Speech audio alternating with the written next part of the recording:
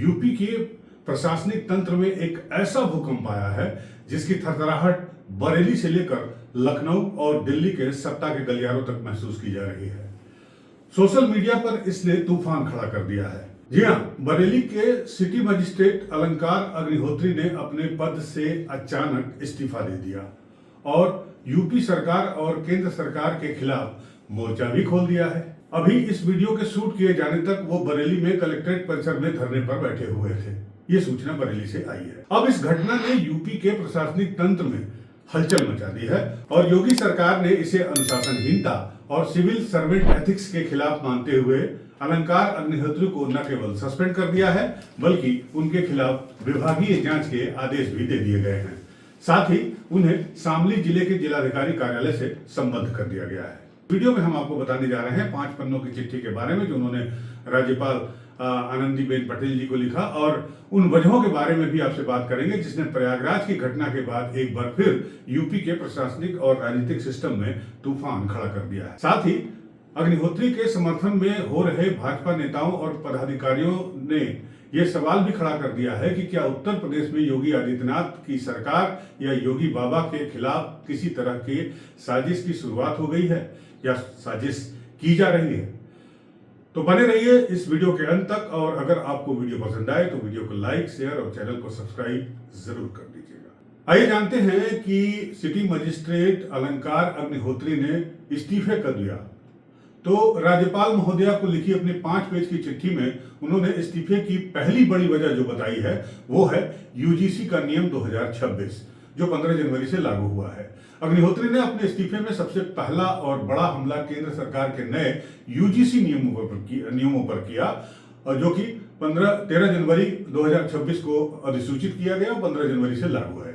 ये UGC promotion of equity in higher education institution regulation 2026 यानी 2026 का जो है उसको उन्होंने काला कानून करार देते हुए अपना इस्तीफे का पहला कारण बताया। अग्निहोत्री का कहना है कि ये नए नियम सामान्य वर्ग के छात्रों के खिलाफ एक बड़ी साजिश है। उनके अनुसार इन नियमों के तहत किसी भी सामान्य वर्ग के छात्र पर भेदभाव का झूठा आरोप लगाकर उसे प्रताड़ित किया जा सकता है। उन्होंने इसे फूट डालो और राज करो की ब्रिटिश नीति का एक नया अवतार भी बता दिया। उनका तर्क है कि ये नियम शिक्षण संस्थानों के माहौल को खराब करेंगे और प्रतिभा की जगह जातिगत संघर्ष और गुटबाजी को बढ़ावा देंगे। आपको बता दें कि यूजीसी के नए नियम का पूरा नाम है promotion of equity in higher education institution regulation 2026 यानी 2026। मतलब उच्च शिक्षा संस्थानों में बराबरी को बढ़ावा देने वाला यह नियम है। 13 जनवरी 2026 को लागू हुआ और यूजीसी ने इसे पुराने नियम की जगह पर इस नियम को लागू किया है। अब यूजीसी के मुताबिक इस नए नियम का मकसद संस्थानों में जातिगत भेदभाव रोकना और समन्वय यानी कोऑर्डिनेशन को बढ़ाना है। यानी किसी भी छात्र, शिक्षक या स्टाफ के साथ जाति या पहचान के कारण किसी तरह का गलत व्यवहार ना हो। अब इस नियम के मुख्य प्रावधान क्या है, चलिए इस पर भी नजर डाल लेते हैं। तो पहला जो है वो है इक्वल अपॉर्चुनिटी सेल यानी ईओसी की अनिवार्यता, यानी ये मस्ट होगा हर शिक्षण संस्थान में, उच्च शिक्षण संस्थान में, हर कॉलेज विश्वविद्यालय में समान अवसर केंद्र इक्वल अपॉर्चुनिटी सेल बनाना जरूरी होगा। ये पहली बात थी। और ये सेल जो है वो भेदभाव की शिकायतें संभालेगा, मतलब देखेगा, उनको जागरूकता फैलाएगा और जरूरत पड़ी तो इसके रिपोर्ट भी बनाएगा। अब इक्विटी कमेटी और टीम का भी गठन होगा। हर संस्थान में इक्विटी कमेटी और स्क्वाड एम्बेसडर होंगे जिसमें एससी, एसटी, ओबीसी, महिलाएं और दिव्यांगों को शामिल करना होगा। हालांकि इसमें सवर्णों का प्रतिनिधित्व लगभग 0 है और मामला इसी पर गर्म है। हालांकि इसका उद्देश्य यह है, जैसा कि यूजीसी का कहना है, कि वास्तविक प्रतिनिधित्व को सुनिश्चित किया जा सके हर जगह। किसी प्रकार के भेदभाव की शिकायत पर तुरंत शिकायत का समाधान भी सुनिश्चित किया जाएगा। अब अगर किसी को भेदभाव का अनुभव होता है तो शिकायतें ऑनलाइन या लिखित दर्ज हो सकेंगी। 24 घंटों के अंदर कार्रवाई की शुरुआत हो जाएगी और 15 दिन में कमेटी को रिपोर्ट तैयार करनी होगी। इसमें एक बात यह भी है कि शिकायत गलत पाए जाने पर शिकायतकर्ता के खिलाफ जुर्माने का प्रावधान पहले रखा गया था, जिसे बाद में हटा दिया गया। ऑब्जेक्शन इसके ऊपर भी है। इस नियम में पहले निगरानी, रिपोर्टिंग और दंड है। हर संस्थान को यूजीसी के लिए हर साल रिपोर्ट देनी होगी और राष्ट्रीय स्तर पर इसकी निगरानी करने के लिए निगरानी कमेटी भी बनाई जाएगी। नियम का पालन नहीं करने पर बड़ी सजाएं भी हो सकती हैं, जैसे जो भी संस्थान अगर इसका उल्लंघन करता है तो उस संस्थान की मान्यता जो है यूजीसी रद्द कर सकता है और संस्थान के फंडिंग को रोक सकता है। और गौरतलब यह है कि यह नियम हर उच्च शिक्षण संस्थान पर लागू होगा। तो दोस्तों, अब यह नियम सोशल मीडिया पर बहस और राजनीतिक विवाद का कारण भी बन गया है। जगह जगह प्रदर्शन हो रहे हैं। जानकारों का मानना है कि नया नियम शिक्षण संस्थानों में जातिगत संघर्ष और छात्रों और स्टाफ के बीच गुटबाजी को भी जन्म दे सकता है। यहां तक कि जो छात्र हैं वो आपस में बंट सकते हैं, डिवाइड एंड रूल की पॉलिसी के तरह।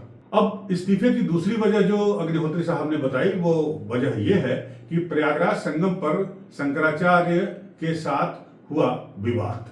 अब केवल शिक्षा नीति ही नहीं, अग्निहोत्री ने अपने इस्तीफे में धार्मिक भावनाओं का कथित रूप से आहत होना भी एक बड़ी वजह बताया है। अग्निहोत्री ने प्रयागराज के माघ मेले में ज्योतिषपीठ के शंकराचार्य स्वामी अभिमुक्तेश्वरानंद सरस्वती और उनके शिष्यों के साथ हुई कथित बदसलूकी पर भी गहरा दुख जताया है और इसे अपने इस्तीफे का दूसरा बड़ा कारण बताया है, जो चिट्ठी उन्होंने उत्तर प्रदेश की राज्यपाल महोदय आनंदीबेन पटेल को भेजा है। अब इसके बारे में भी आपको पता ही है कि मौनी अमावस्या के दिन संगम पर स्नान के दौरान प्रशासन और पुलिस ने शंकराचार्य स्वामी अभिमुक्तेश्वरानंद के काफिले को रोक दिया था और इस बारे में अग्निहोत्री का आरोप है कि उस वक्त जो वहां मौजूद पुलिसकर्मी थे, अधिकारी थे, उन्होंने सन्यासियों को, बटकों को, बुजुर्ग संतों के साथ मारपीट की, यहां तक कि उनकी शिखा यानी चोटी तक को खींचा गया। एक अधिकारी होते हुए अग्निहोत्री ने इसे ब्राह्मण अस्मिता पर हमला और मानवता पर कलंक बताया। लेकिन इस बीच ये पूरा मामला तूल पकड़ता जा रहा है। सोशल मीडिया पर उनके समर्थन में और उनके खिलाफ में भी हजारों लोग खड़े हो गए हैं। शंकराचार्य पर तो नहीं, लेकिन यूजीसी के इस नए नियम के खिलाफ तमाम प्रदेशों से इसके खिलाफ विरोध प्रदर्शन भी शुरू हो गए हैं और इसको अलंकार से जोड़ते हुए सोशल मीडिया पर भी इस खबर ने एक नई बहस छेड़ दी है। एक तरफ लोग उन्हें हिम्मती अधिकारी मान रहे हैं जो अपनी विचारधारा के लिए कुर्सी तक छोड़ने को तैयार है, वहीं दूसरी तरफ कुछ लोग इसे प्रशासनिक सेवा की गरिमा और अनुशासन के खिलाफ मान रहे हैं और इसे राजनीति से प्रेरित बता रहे हैं।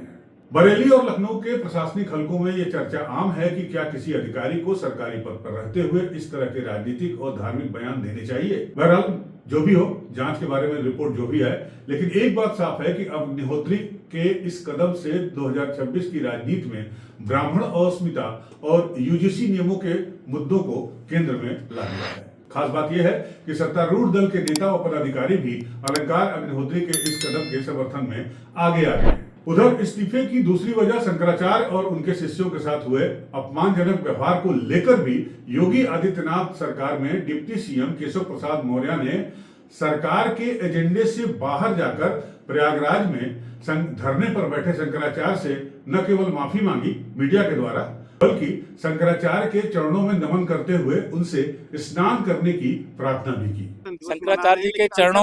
शंकराचार्य जी भगवान के चरणों में भी प्रणाम कर। अब क्या था, बदले में शंकराचार्य जी ने भी उन्हें योगी आदित्यनाथ से ज्यादा समझदार नेता करार देते हुए यूपी में केशव प्रसाद मौर्य को सीएम बनाए जाने की बात कह दी और कहा कि केशव प्रसाद मौर्य जो है वो सीएम से ज्यादा समझदार हैं। अब उनके इस बयान ने भी इस विवाद को हवा दे दी है। इसके अलावा स्वामी अभिमुक्तेश्वरानंद शंकराचार्य ने अग्निहोत्री को सनातन धर्म से जुड़ने की पेशकश भी कर दी और कहा कि उनको यहाँ सिटी मजिस्ट्रेट के पद से भी ऊंचा पद देकर सम्मान किया जाएगा। अब इस पूरे विवाद के बाद ये सवाल उठता है कि एक महीने के अंदर यूपी में दो बड़े विवाद, पहला धार्मिक और दूसरा प्रशासनिक, जिन्होंने राजनीतिक रंग ले लिया। तो क्या ये एक महज संयोग है या फिर अगले साल की शुरुआत में होने वाले विधानसभा चुनाव के पहले किया जा रहा एक प्रयोग है? केशव प्रसाद मौर्य और योगी आदित्यनाथ के बीच चल रहे तनातनी की खबर कोई नई नहीं है, लेकिन सवाल यह भी है कि शंकराचार्य के अपमान के मुद्दे पर बीजेपी का कोई और प्रवक्ता, मंत्री या नेता योगी सरकार के न तो समर्थन में बोला या बोल रहा है, न ही उसके खिलाफ में बोल रहा है। इसके साथ ही अग्निहोत्री के समर्थन में बीजेपी नेताओं का आगे आना, खुलकर आगे आना, अग्निहोत्री की बगावत के साथ साथ बीजेपी नेताओं में उपजे असंतोष को भी जाहिर करता है। यह बताता है कि यूपी बीजेपी में आज की तारीख में सब कुछ ठीक नहीं है और कुछ ताकतें योगी सरकार को कमजोर करने की साजिश में जुट गई हैं। तो इस बारे में आपका क्या कहना है? क्या अलंकार अग्निहोत्री का इस्तीफा एक इस्तीफा है या फिर बगावत है? साथ ही यूजीसी मुद्दे पर बीजेपी नेताओं का खुलकर सामने आना इस ओर इशारा कर रहा है। जाहिर है विपक्ष भी इस मौके को चूकेगा नहीं और इस मामले पर सरकार को घेरने की तैयारी में जुट गया है। दोस्तों, इस वीडियो में बस इतना ही। अगर आपको ये वीडियो पसंद आया हो तो इसे लाइक और शेयर जरूर करिएगा। साथ ही साथ हमारे चैनल को सब्सक्राइब जरूर करिएगा अगर आप हमारे चैनल पर नए हैं तो। इसी तरह के राजनीतिक विवादों के साथ, राजनीतिक खबरों के साथ हम आपसे मिलते रहेंगे, जुड़ते रहेंगे। मिलते हैं आपसे अगले वीडियो में। तब तक के लिए नमस्कार, जय हिंद।